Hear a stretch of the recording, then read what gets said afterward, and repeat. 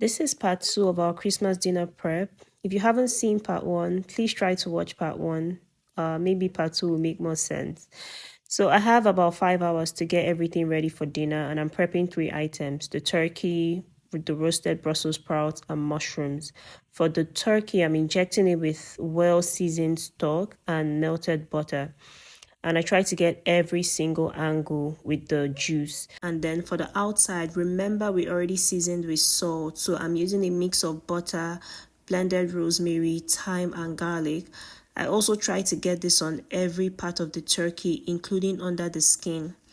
I added a little bit of white wine and stock to the base to prevent burning while it's cooking in the oven.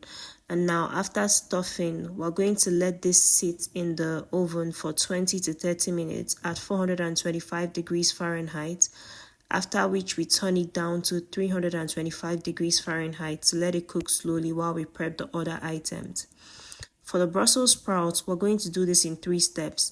First, we season lightly with olive oil, salt, and black pepper, and then roast them in the oven for about 15 to 18 minutes.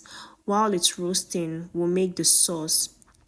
For the sauce, I'm using soy sauce, white balsamic vinegar, honey, roasted sesame oil, sherry vinegar, and oyster sauce.